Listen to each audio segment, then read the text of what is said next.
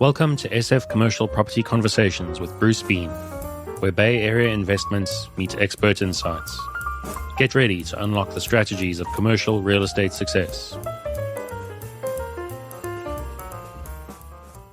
Today, we have come full circle with Monique Lecomte, and she was on, I think, actually the original podcast with Bruce Bean and San Yeah. Francisco Commercial Properties Conversation. So, Monique, it's great to have you back. You have since published a book since we last talked. Yes, and it's officially coming out tomorrow. So Oh, here's your there it first is. look. Oh, Uh, wow. And the name of the book is The Expert Generalist. So, tell us why that title. yeah, it's actually the Expert Generalist and Unpaved Road to Leadership. And I named it that because I originally was like just brainstorming a ton of things, and I thought, you know what? I am an expert journalist. Most of us are expert journalists. We know a lot about a lot of things, and we have deep expertise in different areas, which allows us to master different skills and be able to connect the dots with different things, so that we can lead in a smarter world. Oh, wait, are you saying the world is getting smarter? I'm going to try to make the world a little bit smarter. Okay. Well, to Maybe me, a little more compassionate too. We'll see. well, that would be nice. That would be good. I'm just listening to Father Gregory Boyle, so he would agree with all of this. So, Yeah. the title expert generalist sounds a bit like a oxymoron, but you're saying no, it's not quite an oxymoron. Yeah, it's not quite an oxymoron. So I think if you looked at the true definition of an expert journalist, it's someone who has broad general knowledge across many different areas, but they also have deep expertise in other areas as well. So it's being able to combine all those things together that, allows you again to connect those dots and use that critical thinking, which I think we could all brush up on a little bit today too. Oh, yeah, critical thinking. I'm all for that. So, the basis of this comes out of your leadership training, right? So, tell us a little bit about that.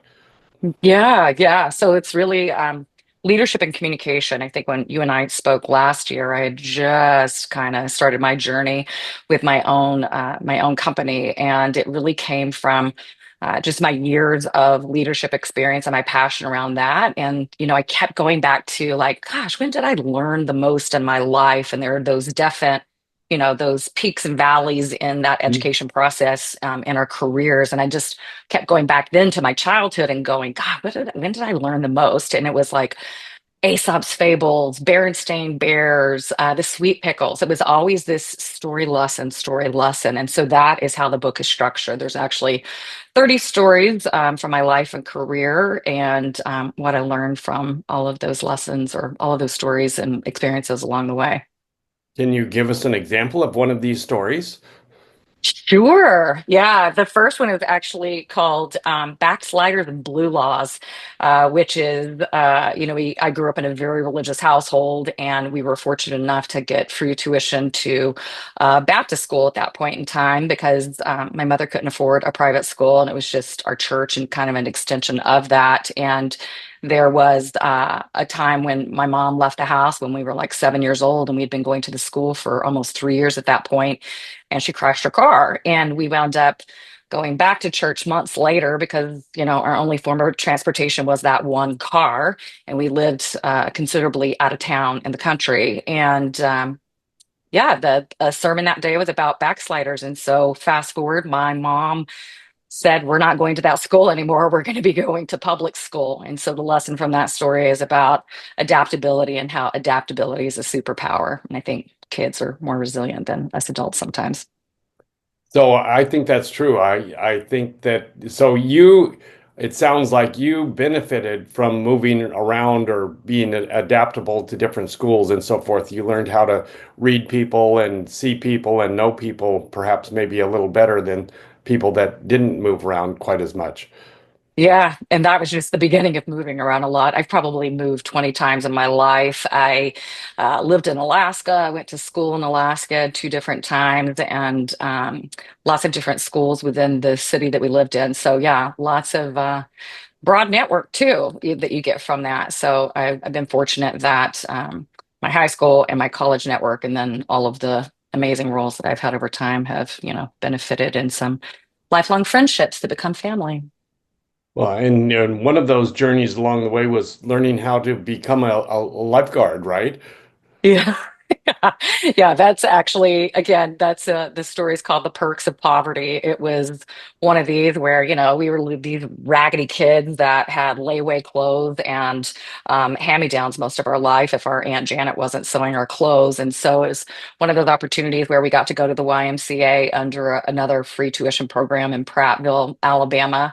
And I learned how to swim at age 11. So my sister and I both did not know how to swim, and we went to the YMCA, learned how to swim, loved it, and I wanted to be a lifeguard so bad I couldn't stand it. And so I kind of climbed the corporate ladder at the YMCA, became a pool manager and junior counselor, and it was just, I think, one of those things that gives you a lot of confidence, I think, as a kid too, to have that type of responsibility and go on and do a lot of other stuff in college as well that was related to lots of pool fun.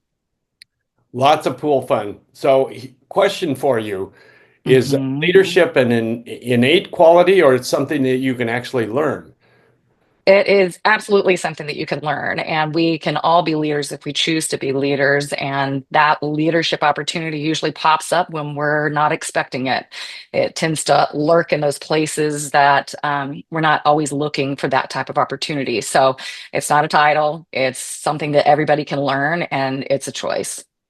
So, what would you say the one of the 15 million things that a leader needs to know? What would you say maybe are a couple of the more important ones?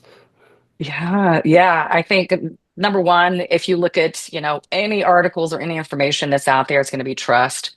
So you have to have trust, or none of those other things are going to fall into place. And that's just the basis and the foundation of most organizations or a psychological safety. You have to have trust. It's going to be that first thing. And then the second is inspiring a vision, being able to show people something that's aspirational that you can get to and how to get there and what those steps look like. So those for me are like the two like really solid big ones. And then the others are, enabling your people to go and do their work and not doing it for them and taking that stuff away and taking challenges as opportunities because that's where you can then improve and move things forward in your organization. So it's interesting. So I'm curious if some leaders you think make their aspirational side for their employees too high. How do you counterbalance that? Yeah, I mean, aspirational, you think about things that are strategic and tactical, right? Like if we're, trying to look at this bigger picture, which is what we're trying to, paint for everyone, which can seem very far away, but then you still have to have those tactical pieces too. So kind of those everyday wins that you can create within your organization so that people don't feel like this thing is so far away and so unobtainable, but it all still bleeds back up into that higher purpose of an organization. Yeah, no, I think that's very, very key to the whole situation. That aspiration's great and strategic goals are fantastic, but the person working on them has to feel like, okay, we got to get there somehow. And Baby yeah. steps, baby steps. I think we all can get super overwhelmed whenever we're looking at this, this bigger, wide, broad look at things. You can't, again, I used to have a boss that would say, Rome was not built in a day. And I'm like, come on, can't we move faster? So what do you think about strategic planning? Oh, I love strategy. Strategy is actually my biggest strength, and so I love setting a strategy and digging in and figuring out what the crux of things are and creating those actionable steps. So I think everyone needs a strategic plan. I think a lot of smaller businesses don't do it or don't have the skills to do it, and that's a part of where I come into. I work a lot with C-suite executives and really looking at the business and how do you break that down into a business plan and mission, vision, values, and what does that look like for the organization so that you can move those things forward. And then, I also work with uh, developing leaders as well, just being able to do some basic communication. How do you show up and how do you communicate your ideas, which is sometimes tough for people to do too. Well, I think speaking of tough, I always find it difficult for some companies to come up with a mission statement, even though you'd think it would be easy. But It's hard because everybody starts to sound the same. I mean, you could go and probably throw that in Chat GPT right now for, you know, any technology company, right? Like that's a broad term too, but putting that in there are going to be all the buzzwords that pop up. And, so that's interesting. I hadn't thought of using chat for a mission statement, but I suspect a lot of people are. yeah, you could go and pull people's SEO and kind of see what they're all trying to say about themselves. But I remember when I was in the Bay Area and, it was the dawn of the second digital age, and we'd go and look a company up and I'm like, I mean, what do they do? Like it was very hard, to figure out what they did. Or like, I remember somebody goes, well, what's the cloud? Like, it's this thing that's somewhere else. It's hard when it's not tangible, something that you can put in your hand. Yeah, no, I think that is to some degree a difficulty in this day and age that business people tend to use a lot of acronyms and a lot of business speak that other people may not be able to understand. And particularly if you're in an employee setting, the employees may not understand what you're saying. So is there a Mm-hmm. way to try and decode that for people and get them through that par process? Yeah, I mean, I always go back to Patagonia. Patagonia's, I think, one of my favorite companies, and it's one of these where, they started doing almost like the anti-campaign, right? Like, please don't buy this jacket because they want to, because I think most people would say, oh, wow, they're here for the better purpose for the planet, and how do we make the planet a better place? And that's, again, that goes back to purpose, which is, you got mission, vision, values, but then it's like, why do we show up to work here every day? Like, what are we doing? And are we, what problem are we trying to solve or make the world a better place? Yeah, I'm just listening to you. Are you familiar with Father Gregory Boyle and the homeboy industries? No, Well, no. I'll send you some information about that. Yeah. But basically, their CFO, CEO came from kind of billion-dollar corporations, and he's basically saying, "Hey, look, it's great to have a company, but you really have to serve your employees. They have to Mhm. be happy there. Otherwise, you're not going to go anywhere." So I suspect that's all part of your leadership training. Yeah, there are tons of statistics that will tie back to that. And, I think going back to the leadership piece too, it's the reason why I started my company is because there's such a gap between people wanting and knowing that they need to have leadership, and that this millennial and Gen Z generation wants that type of training. Organizations know they need to do it, and 89% of organizations know that they need to invest and growing their leaders, and only 5% do it. So there's Oh, just a wow. massive gap statistically when you really start to dig into the numbers. So yeah, it's a lot of fun, but it's a big challenge. So how are you marketing yourself other than writing a book? I'm sure you've got other things going on.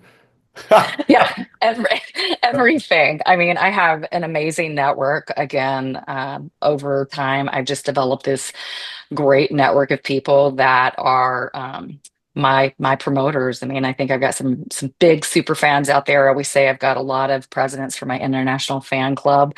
But yeah, I'm on LinkedIn, I'm on Instagram. And there aren't a lot of Monique Lecomtes out there, is my guess from what I've been able to see. But yeah, this is the book is going to be interesting because I think it's going to touch people in a different way. Because, when you even going back to talking about leaders, we all learn things through either experiencing it or through story. And so those are the things that I think that people will remember is, what is that story and how did that relate? And man, what can I learn from that? Even though, that thing didn't 100% happen to me, but maybe there's a peripheral lesson that lies in there too.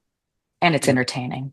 No, I Yeah. think storytelling is so key to any learning environment, even just getting people to remember. If they can see the story in their mind's eye, they're going to be Hmm. able to remember it. So that's a key factor with all communication, I think. And the denouement, the moral of the story is so critical to the whole process. It's a fantastic way of going through things, and people are going to Hmm. remember that. So, how are people going to get a hold of you, Monique, if they want to get some leadership training? Yes, you can. It's Monique at moniquelecomte.com, and that is spelled Monique Lecom as in Mary, T as in Tom, E. And then my Instagram handle is at Monique Lecomte _ elevating others. And yeah, if you type in my name on any search platform, I'm probably going to be the first one to pop up. It's an unusual name, not one that you're going to find very often. So easy to find on the web. So Yes. Monique, great to talk to you again. We've come full circle, and I'm sure we're going to do this again very soon. Yes. Yes. When I'm uber famous, call me. Very soon, I'm sure. Very soon, I'm sure. Yeah, yeah, that's good. I like that. All right, we will talk in a little while. That's a wrap on today's journey through the SF commercial real estate scene. Ready to share your story? Visit sfcommercialconversations.com/guest. Your insights could lead the next conversation.